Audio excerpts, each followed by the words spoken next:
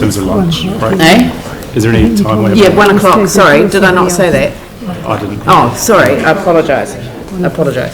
Yeah, we'll stop for lunch at 1 o'clock. And unless we've got a chance of getting through to PX, which would be my preference. Anyway, so a 2-minute break. Do we? Yep. Oh, okay. Apparently standing order says we have to stop for 10 minutes at 1 o'clock anyway, so we might as well stop for lunch. So the question is well, depending on how far we get to, I'll tell you whether it's a half-hour lunch break or a 3/4 of an hour lunch break. I'm happy to call it as a 3/4 of an hour one now, so we start again at 1:45. Okay, sorry, I thought I'd said that this morning and I apologise. 1 o'clock till 1:45. Thank you. If we'd made better progress, it would have been till 2 o'clock. So, Vicky, you are happy to move this? I'm very happy to move it. This came to the last council meeting last week.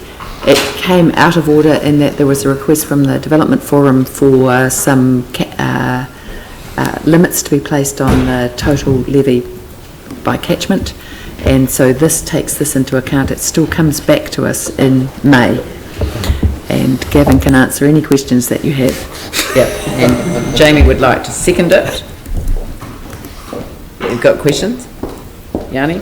I just want to be clear. So the committee didn't make any change to the original policy around the whole issue of the peninsula? The committee allowed for a cap on the catchment to be enabled, which was what came through from the Development Forum. This is not the final, we get to see this yet again. It comes back to us in May. So it incorporated the changes that were sought by the Development Forum. Right, I'm just trying to understand it would be really useful if staff could just explain what the impact is of that in terms of the policy. The issue of the cap came up as a result of the possible impact of going to catchments for water and wastewater, and in particular the impact that might have on Banks Peninsula development contributions. And the Development Forum suggested that having the council able to apply a cap if one of those figures was unrealistically high might be a good thing for the council to have, or be able to invoke. So what's the proposed cap? There is no proposed cap. It's just an ability to cap if the council considers that the figure is high enough that it will have consequences that the council doesn't want to see happen. So if it is, for example, seen as a detriment to development, the council may decide to impose a cap at a certain rate. There is no prescribed or intended prescribed rate to cap, but it would be a decision on a case-by-case basis for the council to make. And sorry, just so I'm clear, so if you cap it, you effectively put a higher charge across other catchments or to the ratepayer? No, you can't put a charge across other catchments, but they would be, the difference would need to be funded from the rates component. Okay. So it would effectively become what they call unallocated in the division of cost. So you have your growth, your renewals, your increase in level of service, and your unallocated, so that it would effectively become unallocated. Okay. I mean, it just seems to me a lot of uncertainty about what transfer of costs we're putting on. There is, and that's an unfortunate consequence of needing to go to catchments, but that's a direction the government have given quite clearly through the Local Government Act, and one that we are looking to further give effect to. It's always going to be an issue for the Banks Peninsula, isn't it? Yeah. Anyway, Tim? So if we put a cap on, because we have issues obviously in Banks Peninsula with water and wastewater, so are you saying that if we put a cap on the on this, then there would be a targeted rate in this area to make up for it? No. So therefore there is a cost to the ratepayers of Christchurch, because irrelevant of where it goes in our budgets, the budgets are always paid by the ratepayers of Christchurch, isn't it? We have a targeted rate for water and wastewater. Yep. That is targeted to all properties able to connect to a council service. So that's correct. It would be funded by those ratepayers that get that particular service that you've capped across the district, because it would become as if it was unfunded. So therefore, if it is in that particular catchment, which would be Banks Peninsula, therefore the rates would be then higher because of the cap on the development contribution, which we're talking about here, or possibly talking about here.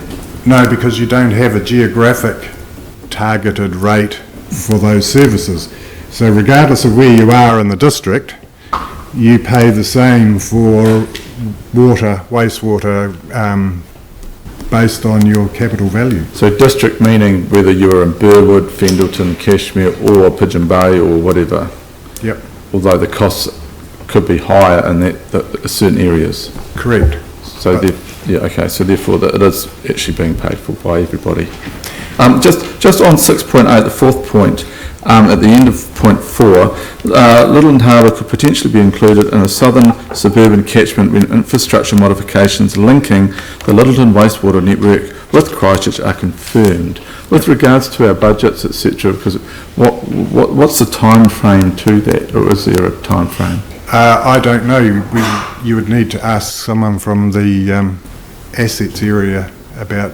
But it is being used as a point, isn't it? So it's there to alert you to the fact that at some point we may need to change the catchment for Littleton, or we may look at changing it now to preempt that happening later on. I guess we would, in that information, we would need to know the odds of that happening, the reality of it in the time frame. Correct. Thank you. Thank you. Andrew? My understanding is that planning for that Littleton wastewater change is reasonably well progressed. The consenting issue that we thought there might be has turned out not to be the problem that we perhaps thought it could be. So plans are well underway for that to be rolled out, and it's worth noting that Littleton wastewater scheme actually takes in Diamond Harbour and Governor's Bay as well, so it's not just Littleton that we're talking about. But where we've got to here really is the difference between the cost of provision of these type of services to rural areas versus the cost of provision to established urban areas such as Littleton. And I mean, one of the ways I thought we might get through that would be by way of subcatchments within what is actually a huge geographical catchment of the whole of Banks Peninsula, an area bigger than the rest of the city put together. So urban Littleton paying for Akaroa wastewater treatment, Wainui wastewater treatment, whatever it may be. Geographically, Littleton's as far away from Akaroa as Sumner would be away from Harewood, for argument's sake. So it's because of the size of the single catchment. From a process point of view, clearly that hasn't been raised to date, and we've raised this issue of Littleton potentially for wastewater purposes going with the rest of the city. But are we really now, from a process point of view, relying on this being picked up through the consultation process to make changes? Because I still remain a little bit uncomfortable that we're going out with a document for consultation which is inherently unfair to people that are in urban areas of Banks Peninsula. The catchments, we're still working on the most appropriate way to treat the catchments in Banks Peninsula, but you're quite right, we wouldn't be looking to have a single catchment for Banks Peninsula for water or wastewater. And we'll come back with a draft policy that proposes an approach to catchments that you can debate at that time. So that's not what we're going out for consultation to the community with? All this report is asking you for is the agreement for us to look at an approach to catchments. Yeah, For so water and wastewater. some of the feedback that we might expect from the peninsula would feed into the piece of work that you're talking about. At this stage, it'll be more of a, I guess, a desktop exercise, but we will be looking to make it as fair and as clear as possible so that when the council receives a draft policy, you're able to clearly see something that is able to be presented to the people of Banks Peninsula that looks as, rational and defendable. Yeah, no, that's all right. Noting where we're at in the process, that makes some sense. Thank you. Very good. I'll put that motion. Sorry? But separately, particularly number 5. And also, I'm just trying to, again, understand the amendment around the cap, where that's fitting in, because I don't see it. Sorry, we're going out for consultation, so why don't you just vote against it? It's much easier from the point of view that you oppose that going No, out to because consultation. I agree in with the the- form that it is in. No, I agree with the catchments. What I don't agree with is 2 specific things, which is the Central City contribution rebate continuing and the cap. Right, okay. But I don't know where the cap is recorded. All right, so in can the you move resolutions. an amendment, which is to remove item 5 and to remove which one?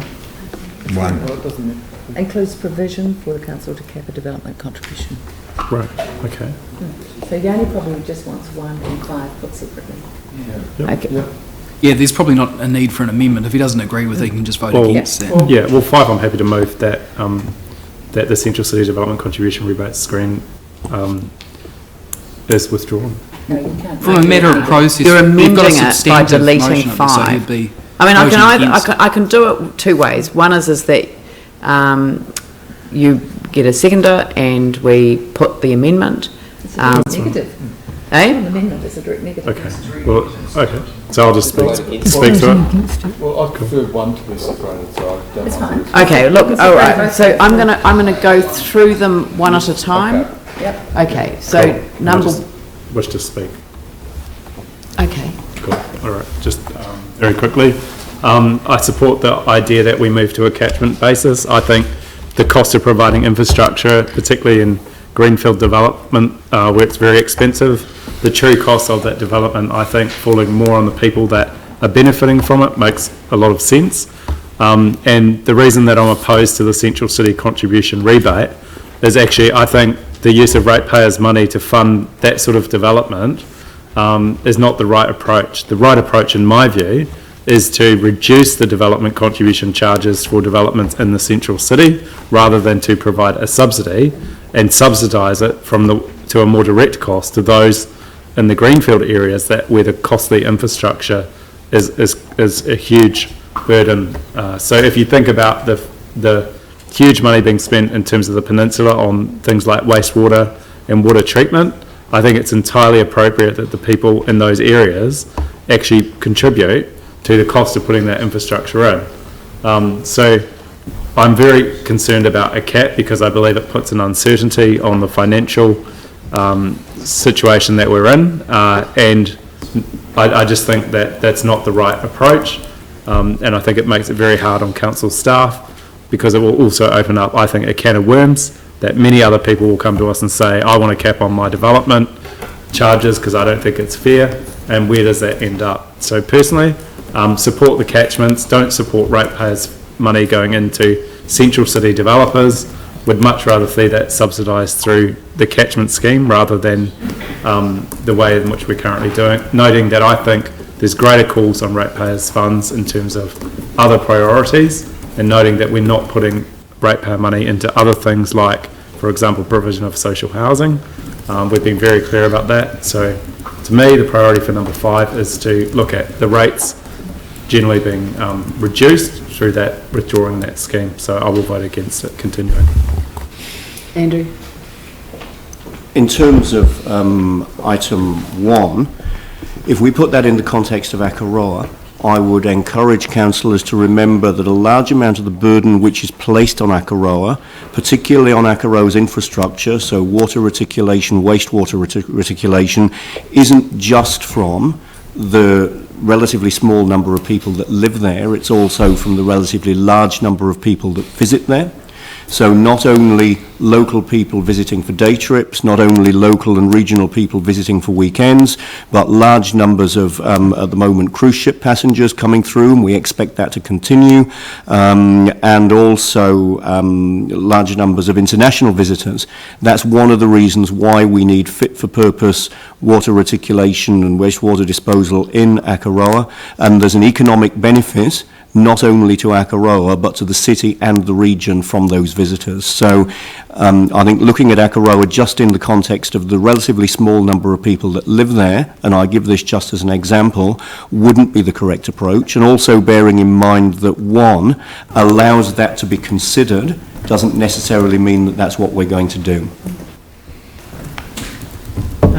Jamie?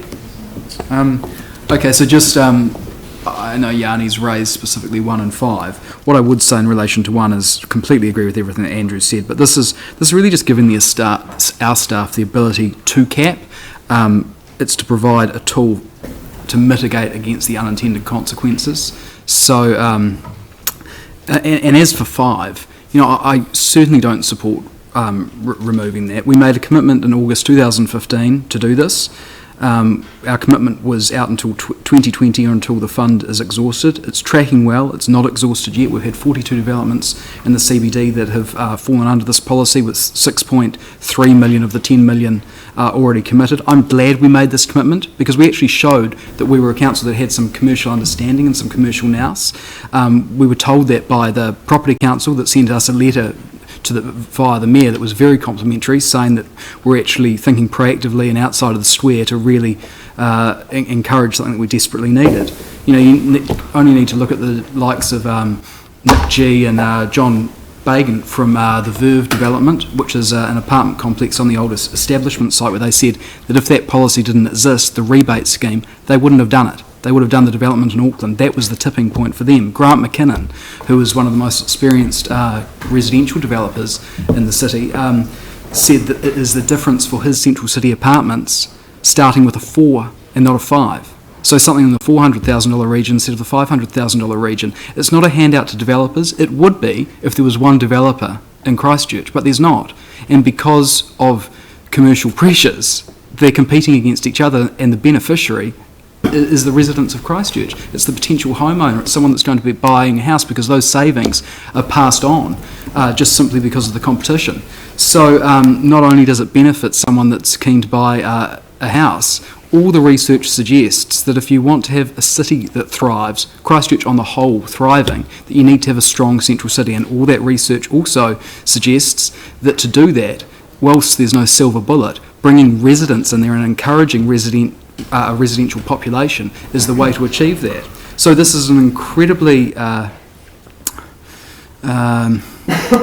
the best word, elegant way to achieve it, because it's virtually cost neutral. And yes, this policy encourages development, but at the end of the day it benefits the consumer. And the way I see it as a win-win is really because we're putting our money where our mouth is and encouraging exactly what we want to happen. And by doing that, we increase the capital value. So it actually increases the council's rate take anyway. I'd far rather us be collecting rates on a brand new, beautiful central city residential development than a patch of dusty, twisted metal sitting in the central city. So it has worked. The Property Council of New Zealand has told us that it's worked. It's come from the horse's mouth, from the people that are actually on the ground doing it, telling us it's worked. Our staff have told us it works. The Development Forum has unanimously endorsed it. So I think it would be an incredibly poor move to backtrack on it. And from someone that's had a background in this industry, I can tell you that it does work. So I'm asking you to take my opinion over Yanni's on this and back it. Okay, now look, item number 2 agrees to the preliminary amendments to the draft contribution policy. Item 5 simply notes something, which is why it's a kind of I'd rather capture who wants to vote against certain elements. So if I can take, so item 1, you'd like to, it doesn't matter? Okay. So item 1 you want to do separately? Okay, so can we record Yanni's vote against item 1 and item 5? Yep. Are there any others that people want to add into that? So I'll put the motion. All those in favour say aye. Those opposed say no. That's carried. Thank you very much. So Yanni opposes items 1 and 5. Right.